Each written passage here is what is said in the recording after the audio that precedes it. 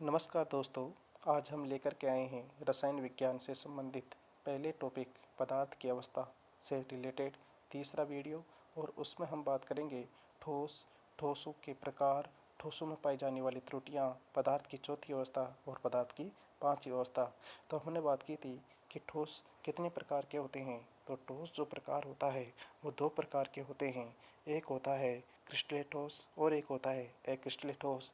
इसके अलावा परम शून्य ताप पर या 0 केल्विन ताप पर ठोसों में पाए जाने वाले अवयवी कण एक निश्चित ज्यामितीय संरचना में व्यवस्थित होते हैं, किंतु जब इनके तापमान में वृद्धि होती है या उसमें ऊर्जा में वृद्धि होती है तो कणों की गतिज ऊर्जा बढ़ जाती है, जिसके कारण कणों की जो निश्चित ज्यामितीय संरचना है वो अव्यवस्थित हो जाती है और कण भी अव्यवस्थित हो जाते हैं, जिसके कारण इन ठोसों में अनियमितताएं आ जाती हैं। और इन अनियमितताओं के कारण ही जो दोष उत्पन्न होते हैं उन्हें ठोसों में पाई जाने वाली त्रुटियां भी कहते हैं। इन दोषों को हम दो प्रकार से देख सकते हैं, एक बिंदु दोष और दूसरा रेखीय दोष।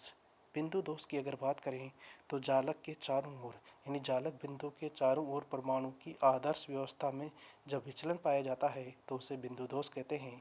जबकि जालक बिंदु को मिलाने वाली पंक्तियों की आदर्श व्यवस्था अर्थात जालक बिंदु को मिलाने वाली जो पंक्तियां होती हैं उनकी आदर्श व्यवस्था में जब विचलन होता है तो उसे रेखीय दोष कहते हैं। बिंदु दोष और रेखीय दोष के उत्पन्न होने का कारण रिक्तिका दोष तथा अंतराकाशी दोष को माना जाता है।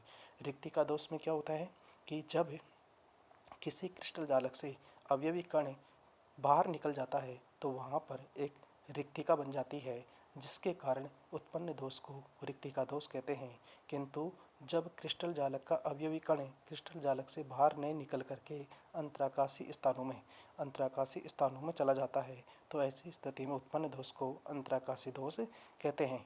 बिंदु दोष तीन प्रकार का होता है, स्टाइक्योमेट्रिक दोष, नॉन स्टाइक्योमेट्रिक दोष और अशुद्धता दोष। अगर हम बात करें स्टाइक्योमेट्रिक दोष, तो स्टाइक्योमेट्रिक दोष की अगर बात की जाए तो यह दोष स्टाइक्योमितीय या स्टाइक्योमीट्रीय यौगिकों में पाया जाता है। और ये ऐसे यौगिक होते हैं या ऐसे पदार्थ होते हैं जिनमें धन आयनों एवं ऋण आयनों का अनुपात पूर्णतः उसके मूलानुपाती सूत्र के अनुपात में ही होता है।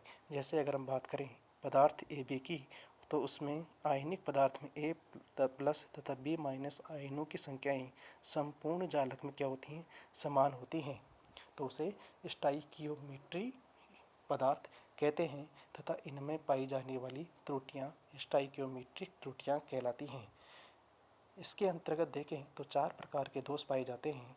दो जो दोष होते हैं वो अनआयनिक यौगिकों में होते हैं, जिनमें एक रिक्तिका दोष होता है और एक अंतराकाशी दोष होता है।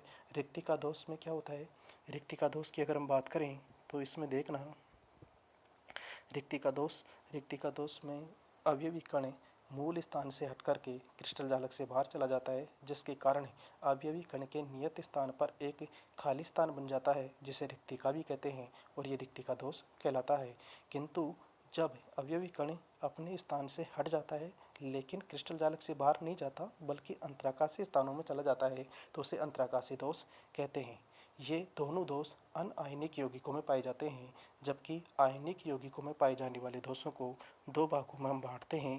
पहला जो आएगा शोटकी दोष और जो दूसरा आएगा उसको फ्रैंकले दोष कहते हैं। शोटकी दोष की अगर बात करें तो शोटकी दोष उन क्रिस्टलीय जालकों में पाया जाता है जिनकी समन्वय संख्या उच्च होती है, जबकि फ्रैंकले दोष उन क्रिस्टल जालकों में पाया जाता है जिनकी समन्वय संख्या निम्न होती है। शोटकी दोष में अवयवी कण क्रिस्टल जालक से बाहर निकल जाता है, जिसके कारण अवयवी कण के नियत स्थान पर एक खाली स्थान बन जाता है जिसे रिक्तिका कहा जाता है। अर्थात शोटकी दोष रिक्तिका दोष होता है, जबकि फ्रैंकले दोष में अवयवी कण क्रिस्टल जालक से बाहर नहीं निकल करके अपने नियत स्थान से हट जाता है और अंतराकाशी कोषों में चला जाता है, जिसके कारण फ्रैंकले दोष को अंतराकाशी दोष भी कहा जाता है। शोटकी दोष विशेष रूप से उन आयनिक यौगिकों में पाए जाते हैं जिनमें धनायन तथा ऋणायन का आकार लगभग बराबर होता है, जबकि फ्रैंकले दोष उन आयनिक क्रिस्टलों में पाए जाते हैं जिनमें धनायन का आकार ऋणायन की तुलना में बहुत कम होता है। यही कारण है कि फ्रैंकले दोष में धनायन अपने नियत स्थान से हट करके अंतराकाशी स्थलों में चले जाते हैं। अगर सोट के दोष की बात करें तो यहाँ आयन क्रिस्टल चालक से बाहर होने के कारण इसका घनत्व कम हो जाता है, जबकि फ्रैंकले दोष में आयन क्रिस्टल चालक से बाहर नहीं जाते, जिसके कारण घनत्व अपरिवर्तित हो जाता है। सोट के दोष में क्रिस्टल चालक के स्थायित्व में वृद्धि होती है, जबकि फ्रैंकले दोष में क्रिस्टल चालक के स्थायित्व घट जाता है, क्योंकि सोटकी में क्रिस्टल जालक में प्लस और माइनस यानी कि धनायन और ऋणायन समान मात्रा में बाहर निकलते हैं, जो उसके स्थायित्व में वृद्धि करते हैं, जबकि फ्रैंकले दोष में आयनों का स्थानांतरण होता है और ये आयन क्रिस्टल जालक से बाहर न जाकर के अंतराकाशीय स्थलों में जाते हैं, जो क्रिस्टल जालक के स्थायित्व को घटा देते हैं। किंतु सोटकी और फ्रैंकली दोनों ही दोषों में चालकता में वृद्धि होती है। इस प्रकार हमने देखा कि सोटकी दोष और फ्रैंकले दोष में क्या अंतर पाए जाते हैं। तो यहाँ पर दो क्वेश्चन सबसे महत्वपूर्ण हैं। एक तो क्रिस्टलेट ठोस तथा क्रिस्टलेट ठोसों में अंतर स्पष्ट कीजिए। दूसरा क्वेश्चन आता है सोटकी दोष तथा फ्रैंकले दोष में अंतर स्पष्ट कीजिए। अगर हम बात करें पदार्थ की चौथी अवस्था के बारे में, जिसका नाम है प्लाज्मा।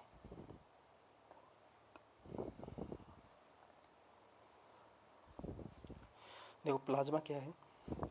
प्लाज्मा एक गर्म आयनित गैस है। कहने का मतलब इसमें देखो, जब पदार्थ की तीसरी अवस्था कौन सी, गैस, तो गैस को जब अत्यधिक तापमान पर गर्म किया जाता है तो गैस में धनायन और ऋणायन आपस में क्या हो जाते हैं, अलग अलग हो जाते हैं और वे मुक्त रूप से गति करने लगते हैं। अर्थात समान मात्रा में धनायन तथा समान मात्रा में ऋणायन होते हैं। यानी अति उच्च तापमान पर आयनित गैस ही क्या कहलाती है, प्लाज्मा कहलाती है, जो पदार्थ की चौथी अवस्था है। और इसमें ऋणात्मक आयनों तथा धनात्मक आयनों की संख्या बराबर होती है।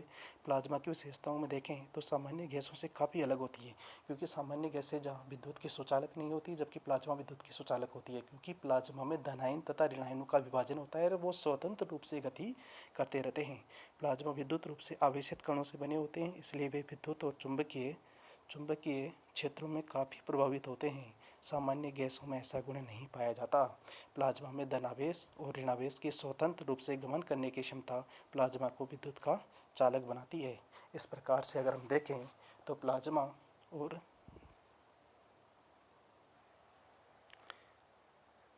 अवस्था में गैस विद्युत एवं चुंबकीय क्षेत्र से अत्यधिक प्रभावित होती है। प्लाज्मा के संदर्भ में अगर हम बात करें तो प्लाज्मा की खोज सबसे पहले एक व्यक्ति था जिसका नाम था विलियम क्रुक्स, उसके द्वारा की गई थी। और विलियम क्रुक्स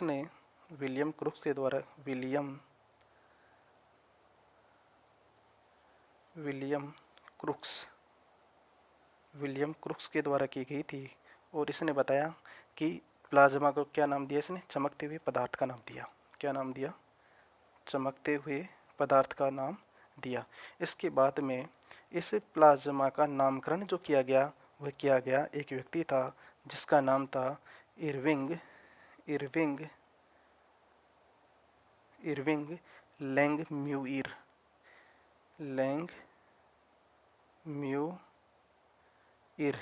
लैंगम्यूइर के द्वारा इसका नामकरण किया गया।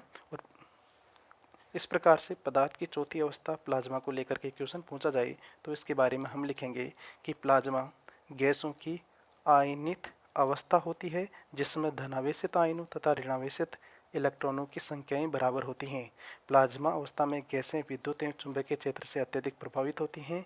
इस प्लाज्मा की खोज चमकते हुए पदार्थ के रूप में विलियम क्रुक्स के द्वारा की गई, जबकि इसका नामकरण इरविंग लैंगम्यूइर के द्वारा किया गया। सूर्य तथा तारों में होने वाली घटनाएं प्लाज्मा के कारण ही होती हैं, जो उन्हें चमकने के लिए उत्तरदायी बनाती हैं। इसके अलावा ब्रह्मांड में सर्वाधिक पदार्थ के रूप में अगर पाया जाता है तो प्लाज्मा ही पाया जाता है। ये हो गया पदार्थ की चौथी अवस्था के बारे में। अगर बात करें पदार्थ की पांचवी अवस्था बोस-आइंस्टीन कंडेंसेट, तो बोस-आइंस्टीन कंडेंसेट के बारे में बात करें उससे पहले हमें ये जान लेना चाहिए कि जो ब्रह्मांड के सभी कण यानी ब्रह्मांड का जो प्रत्येक कण है वह फर्मियोन तथा बोसोन से मिलकर के बना होता है। किससे? फर्मियोन तथा बोसोन कणों से मिलकर के बना होता है। और हमारे आसपास के अधिकांश पदार्थों के लिए फर्मियन जिम्मेदार होते हैं। उनमें इलेक्ट्रॉन, प्रोटॉन और न्यूट्रॉन उनमें इलेक्ट्रॉन, प्रोटॉन और न्यूट्रॉन शामिल होते हैं। जब एक साथ कई फर्मियन मिलते हैं तो उसे कहा जाता है बोसॉन। और बोसॉन की जो गैस होती है उसको जब परम शून्य ताप पर या -273.15 डिग्री सेंटीग्रेड तापमान पर क्या किया जाता है, शीतलित किया जाता है तो एक नई अवस्था प्राप्त होती है जिसे पदार्थ की पांचवी अवस्था के रूप में बोस-आइंस्टीन कंडेंसेट नाम दिया गया है। और इस बोस-आइंस्टीन कंडेंसेट की जो सबसे पहले पहचान की थी वो की थी सत्येंद्र नाथ बोस ने 1924-25 में 1924-25 में इसकी पहचान की गई थी। अर्थात अगर हम बात करें कि अल्बर्ट आइंस्टीन ने बोस-आइंस्टीन कंडेंसेट के रूप में द्रव की पांचवी अवस्था की भविष्यवाणी की, जिनके साथ में सत्येंद्र नाथ बोस भी थे। बोस-आइंस्टीन कंडेंसेट वह अवस्था है जिसमें किसी गैस को लगभग परम शून्य ताप पर या -273.15 डिग्री सेंटीग्रेड ताप पर शीतलित किया जाता है और परमाणुओं की मुक्त ऊर्जा लगभग क्या हो जाती है, समाप्त हो जाती है और वे परस्पर संयुग्मित होकर के परमाणु के रूप में प्रतीत होने लगते हैं। इसी को बोस-आइंस्टीन कंडेंसेट नाम दिया जाता है। ये हो गया पदार्थ की पांचवी अवस्था। तो पदार्थ की तीसरी अवस्था गैस और गैसों की आयनित अवस्था प्लाज्मा।